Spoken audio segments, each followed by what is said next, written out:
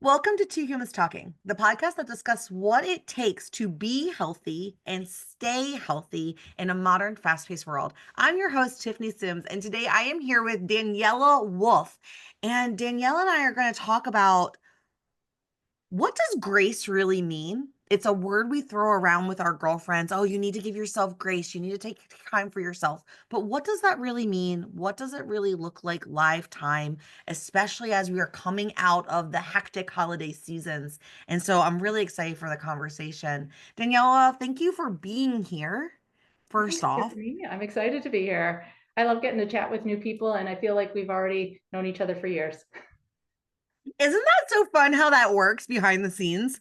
It's Hmm. like you cop in mid conversation with someone, and then all of a sudden you're like, "So, what's your name? Where are you from?" Now that I just like told you my life story. No, and I think that's so cool because I think connection is Hmm. part of that being able to give yourself grace, peace. Right.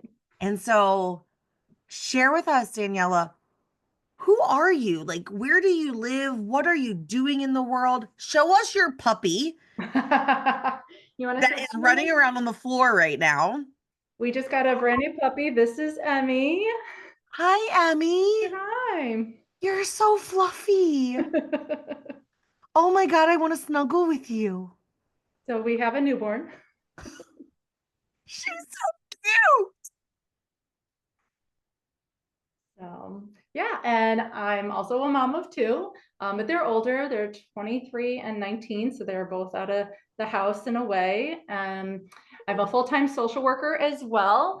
So I've been doing that for about 27 years. So clinically trained in all things mindfulness, self-care, stress management, coping skills, as well as, life happens. I've been through my own burnout, developed a lot of strategies that I found, you know, are so simple. It's almost like we can't even imagine how powerful they can be.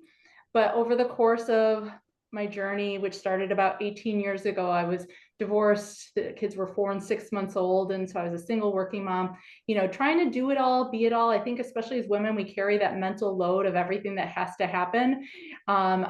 Like I said, ended up in my own place of burnout. And I found I was irritable. I was snapping. I wasn't happy. I wasn't the woman and mom I wanted my kids to get to know. And so just starting simple gratitude practices, there was free childcare at the grocery store, getting over some of those negative thoughts of what I thought other people assumed about me or that I should be doing and those types of things was how I started to make those transformations in my day and in my life.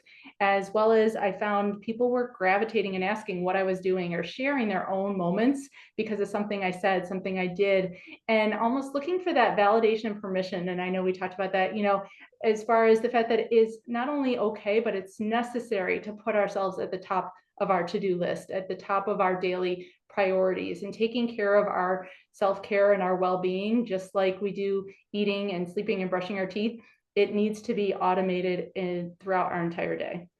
I think as women, we fall in the trap. So many women fall in the trap that like putting you at the top of the list. One, I don't actually think like so many women don't actually know what that looks like or what that means. And it's almost like having time for me is a luxury that I haven't earned.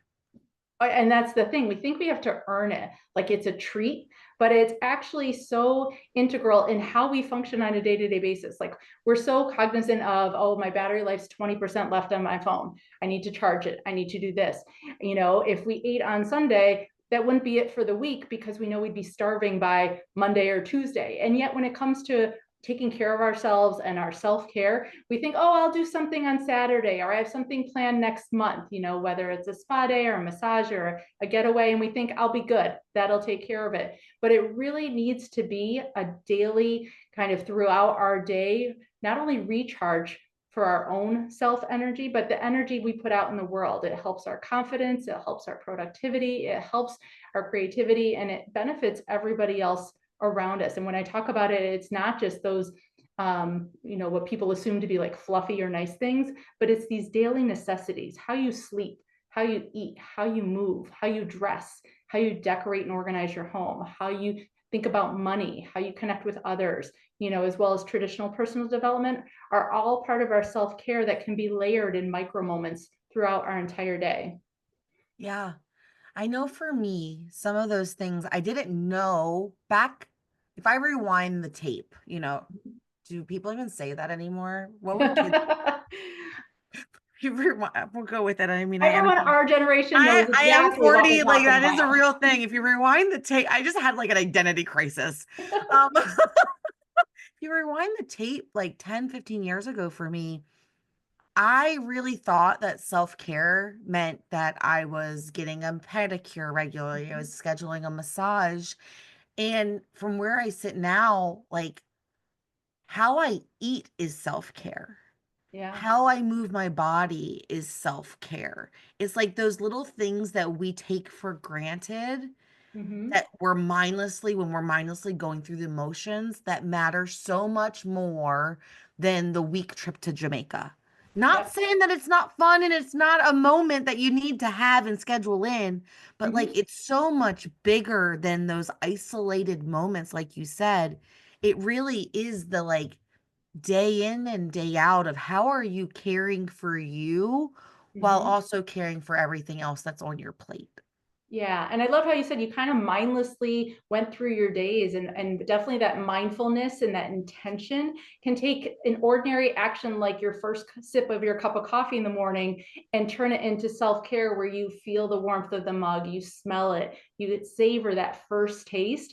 And within 30 seconds, you've automatically started that reset in your body. You've lowered your cortisol and your stress levels. You've kind of gotten that dopamine hit because you set a goal and you achieved it. Even if it's a small little goal of I'm going to take 30 seconds with my coffee before I run out the door, or I'm going to, notice different things happening outside and pay attention to them. Those small little moments can have that massive impact, not maybe at that moment, but down the road where you're actually able to respond rather than react when life happens, because that's Yeah. part of that bigger impact of self-care is like you're just not flying by the seat of your pants all the time. 100%. So let's talk to our besties that are listening right now. Like we just came out of the holiday season. Mm-hmm. We've been on the hamster wheel a minute.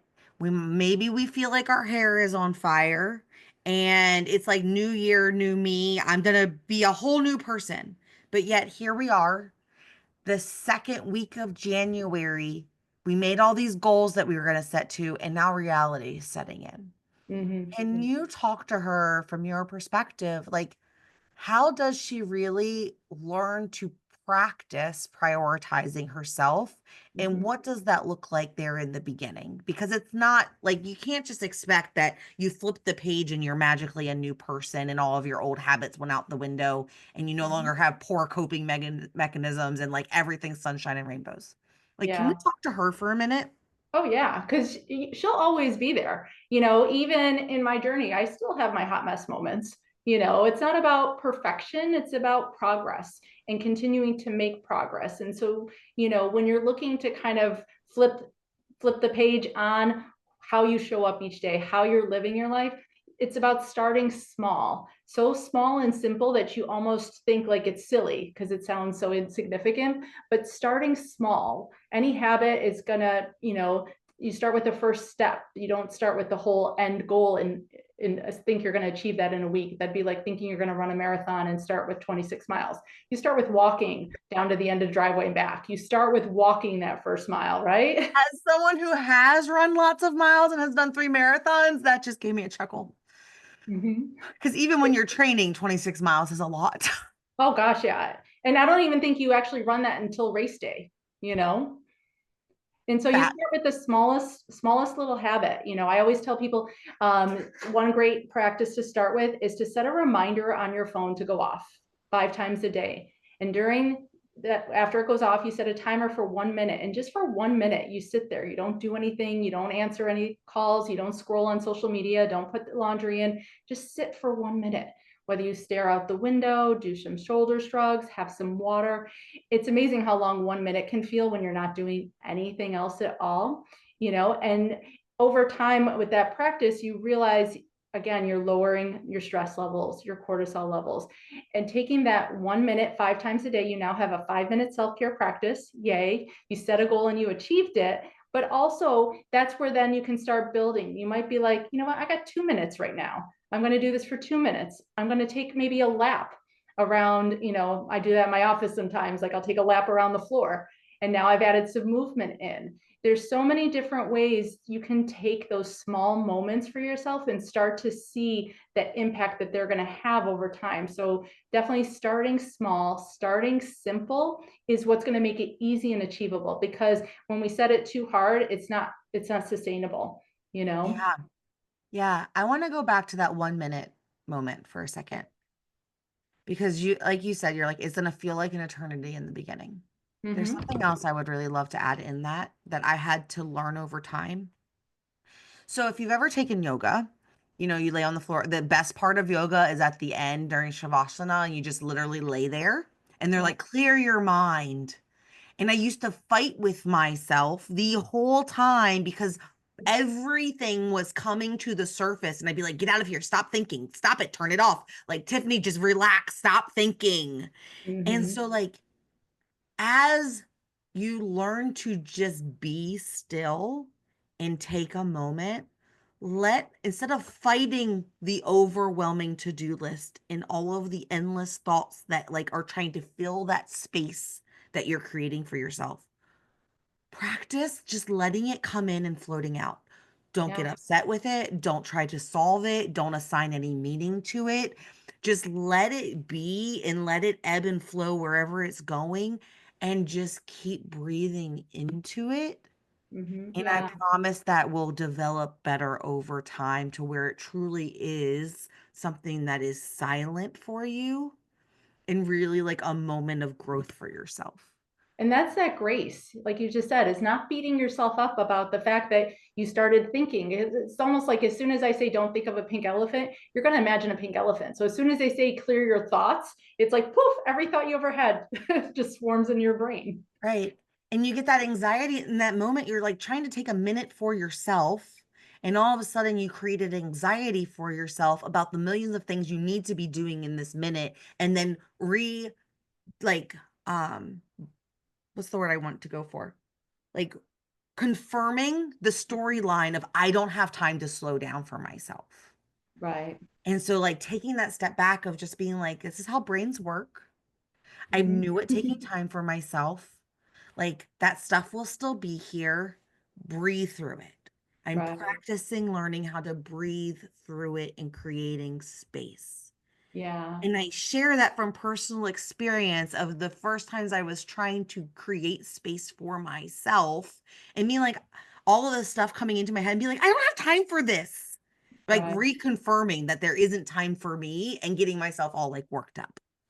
Can I ask Tiffany, have you found like as you've started to prioritize yourself in what you need, has it helped kind of almost reprioritize everything where you start to kind of see what's really important, what's not important, and those types of things? Oh. Yeah, so for me, that's a really great question. Thank you for asking me, Daniela. Um, it was it took time. Like Hmm.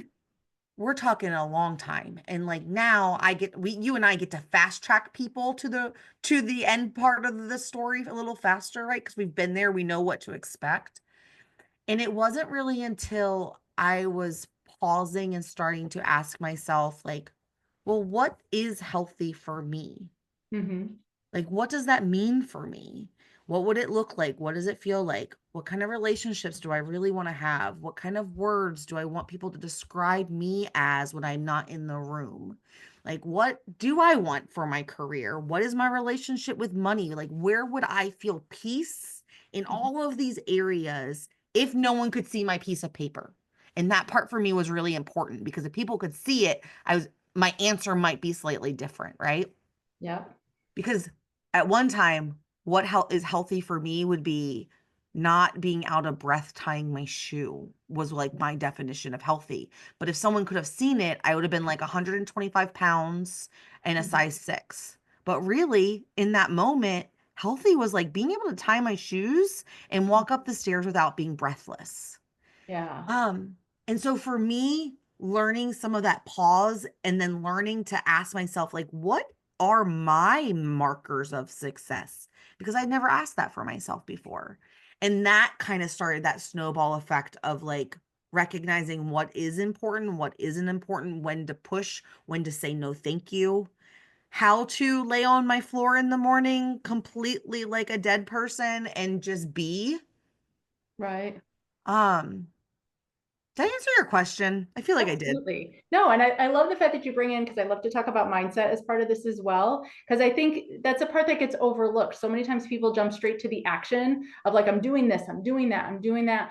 And then, they're wondering why they feel like they're just checking through the boxes, or they're not feeling any of the benefits from it, because that mindset piece of it, I always believe you have to think differently to feel differently. When you feel differently, you act differently. And it's more, ingrained then in, like you said, those whys of what does it mean for you, and individualizing it at different points in time, and really being able to then own it, because you're not Mhm. just doing this list that you saw online that somebody said was going to be helpful. You actually listened to what you need and took the direction from there. Yeah.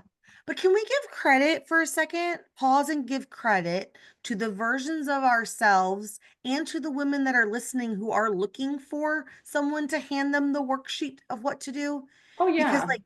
like I want to pause on that. It took me a really long time to realize this. Like the reason we want to lose weight, the reason that we want to achieve a thing, like we want to run the miles, like there's something in our life right now that our current body and circumstance we feel is holding us back. And if I just lost the weight, then I'd be able to do this. Then I would feel that. Like there's a life we feel like we're missing out on in our current situation. And when it's coming from that place of like, I hate my life so much and I need it to be different, well, then you're chasing everyone else's solutions rather than being like asking yourself, really, why do I want the change? What am I going to get at the end of that? And why is that important? Because that dictates the actions and the plan you're going to follow. Instead Right. of having to rely on like discipline and willpower to stick to the thing that you just bought off the internet that was never actually for you because you're not trying to be compete, get like your pro card and compete in a figure competition. You just want to be a healthy mom who can keep up with their kids and like not be winded when you take them to the amusement park. Very Right. different plans, Mm-hmm. right? Yeah. And so like I want us to like I want to honor my version of her who was desperately grasping at straws because she really was just trying to make a change. And she was Absolutely. trying to achieve the thing and she didn't know how to make it feel better. Mm-hmm. Because I think that's important. I think we beat ourselves up so much for not achieving the thing, not getting it right, for failing again and again. Mm-hmm. And it's like, but what if you've just been practicing becoming the person and figuring out what didn't work on your way to becoming the person you wanted to be? Absolutely. Because practice is never about already knowing how to do it. I think sometimes, especially as adults, we shy away from anything we're not good at right away. And that's the whole point with so much of this. It's about the practice because it's going to be imperfect. It's going to be messy. You're going to stop and start maybe a couple of times as well. And like you said, that's why sometimes you bring in somebody like us to help. It's almost kind of like, how to work out maybe, but you get a trainer at the gym to help develop the plan that's going to be best for you, that's really going to be sustainable for you and give you the benefits you're actually looking for. And so embracing that messiness is where all that growth is going to come from. If we already knew how to do it, we would stay the same version of ourselves.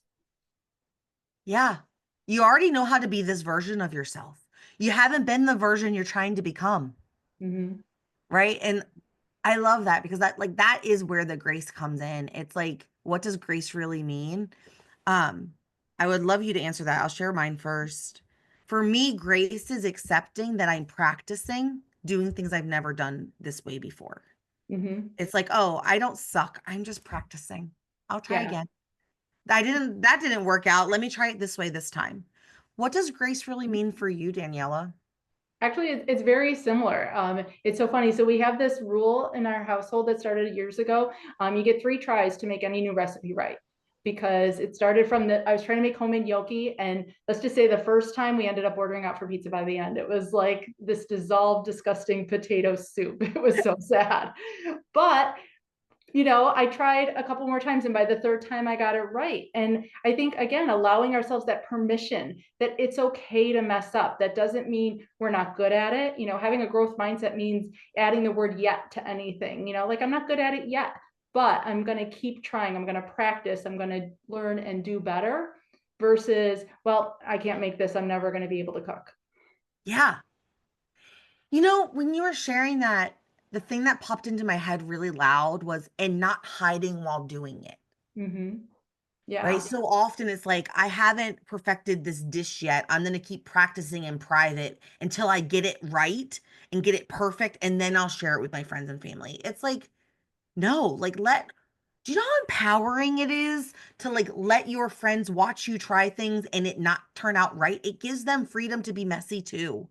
absolutely. And as a mom, for me at that time, it taught my kids that they didn't have to give up because they weren't good at something the first time. They grew through failure. They embraced failure as kind of their superpower to be able to only get better at something, and we don't realize sometimes our behaviors are modeling what other people around us are internalizing, and how to teach is not always by talking, but just by doing the thing and living in that mess.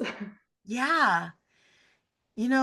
We talk a lot about this. I feel like, so I don't have any kids, but I feel like a lot of my parent friends who have like preteens and teenagers, the thing that they're leading into a lot right now is like, hey, like, I've never been the parent of a 13-year-old. We're figuring this out together, right? Mm-hmm. And it reminds me, because I say this to my clients all the time, like, you've never been you before. And they're like, Right. I've been me my whole life. And it's like, actually, who you are today, you've never been before, because you had never lived yesterday with the life experiences that you had lived before yesterday. And so, like, Right. who you are today is a brand new person that you've never been before. Mm-hmm.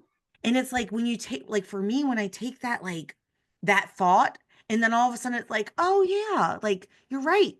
Something that I thought I had dealt with in my past creeps back in and becomes a problem again. I get insecure about something. It makes me cry. I get nervous, whatever it is. It's like, and it's like, you want to get mad because it's like, I thought I already dealt with you like Right. a million times in therapy and coaching. Why are you coming back again? Was I lying to myself? And it's like, no, like, you've never dealt with that thing as this version of yourself.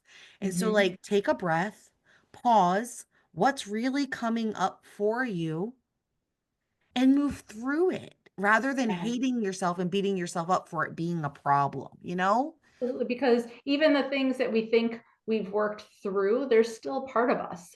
It's not like we've gotten rid of them completely. We've just not allowed them to be the focal point of our existence Yeah. anymore. And it's like, I came up, I'm a very visual person. So a lot of my brain is like very cartoony or animations I see in pictures. Hmm. And like, the thing that came to me the day where I was like, really realized that I hadn't dealt with these things as this version of myself, was this idea of like a knot in a tree. And if Okay. I was building a table, right, I would sand it out and it would get smooth. But over time, we would weather and we would get to the next line in the wood and I'd have to sand it again. And so, like, every time we deal with things, we're just sanding off the layers, but it's never truly gone until we get all the way to the point. And I Hmm. don't really know that we ever get to the point until we exit. Yeah, absolutely. We're always learning this, almost like the same lesson, but in different ways. Like you said, as different versions of ourselves. The lessons are part of the journey. It's never about not learning a lesson. It's about how we choose to then approach it each time. Yeah. Ah, so good. Can I share with you a like real life thing that happened to me today where I had to like practice this live time? Yes, please. So I was leaving the house to go pick up something. I'm a high school field hockey coach and they have their awards banquet tonight. And so I was trying to go pick up some last minute items this morning and a gasket in my engine like popped off and my Oh, antifreeze went everywhere. My car was smoking, right? So we have a mechanic friend that we take all our cars to. And so I like called and he was like asking me to do things that made me really uncomfortable, like opening the antifreeze thing that says on the cap, do not open when right, engine is hot. And I'm like, I don't want to be a chemical burn. And right, so like I had to like talk myself, like, Tiffany, he wouldn't tell you to do something that isn't safe. Like, the car's been sitting for 10 minutes, grab a napkin and like slowly open it. And like, so I like walked myself through all of these things that were uncomfortable that I didn't know what I was doing in the middle of a Walgreens parking lot. And then all of a sudden he was like, all right, you don't have any antifreeze. It's on the ground. I just need you to drive your car to the auto zone real quick. right. Everything in my body was like, I'm gonna be stranded. The car's gonna blow up. We're gonna catch on fire. I'm gonna be stranded with a car on fire. Right. And like all of a sudden, like the tears, the panic, the like everything. And I was just like, I had to like pause and put my hand on my heart because there was like a 15-year-old version of me who was like a brand new driver and on the road for the first time who just got like a flat tire and panicked. Right. And I was like, okay, Tiff, like we're safe. No one would tell you to do something that was going to harm you on purpose. Hmm. Worst case scenario, your car's not in a parking lot anymore. It's on the side of the road. Like, big deal, right? But like, I had to, like, all of a sudden, I was like, what is going on? It was like, oh, 15-year-old me is nervous because we've never done this before and it's scary. And now I just need to like pause and find the logical part of my brain of what is true in this moment because I Hmm. need to handle my shit. Yeah. Right? Like I I need to solve my problems in this moment while also holding space for the fact that like it's okay for it to be scary. It's okay for you to not know what's going to happen because we've never done this before. Right. But I'm hearing all the benefits of your practices, like you've talked about with your yoga and your running, that you were able to respond rather than react. Because 15-year-old Tiffany would have reacted because she didn't take care of herself. She didn't learn how to take that space for herself. And so you're allowing all those external things to Yeah. dictate it. So I love that you are doing that. Yeah, right? And like that practice of learning how to talk yourself through something and actually understand what is happening on the inside. Because there was a really long time of my life where it's like anytime I would have feelings, I would be ashamed of them. I would try to get rid of them. They were embarrassing. I Hmm. felt like I cried all the time, I was just this emotional mess. And I got really good advice actually like this time last year, and it was like, what if you allowed yourself to just have the feelings you're having because your body's processing something and allow the space for it to happen and then breathe through whatever it is that you needed to work through, because something came up for you and pushing it down isn't the answer, being embarrassed about it isn't an answer. And what if you just practiced holding space for the emotions you were having? And I'm telling you, Daniela, like that simple concept has released so much anxiety, so much stress, so much everything, where it's like, oh, it's allowed me to talk myself through so many new spaces. Absolutely. That permission to be vulnerable. I think vulnerable gives us a validation that we don't appreciate enough. That vulnerability, even if it's just to ourselves. A lot of times we think being vulnerable means we have to share with the whole world and the internet our deepest, darkest secrets. But sometimes it's just being honest with ourselves and letting go of that,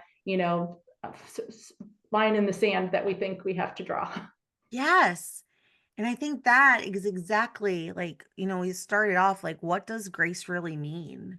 And I think that you and I just really verbalized what grace is. Mhm. Yeah, You know what I absolutely. mean?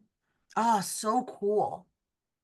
I love conversations on this show. Like, this is like legitimately, people are always like, what's it like to be your friend? How do we have conversations? What do you and your friends talk about? And I'm like, have you listened to the podcast? That's literally how my real life is. Like, Yeah, these are it's the just kind of stuff. Like we're all dealing conversations. with some kind of stuff and it all sounds so mundane in our own heads, but once we get it out there, we're like, "Oh my gosh, everyone's dealing with this same stuff." You know? Yeah. Yeah. And Whether it's it's like, our body, whether it's our mind, our relationships, our jobs, whatever, we're all dealing with some kind of stuff. yeah.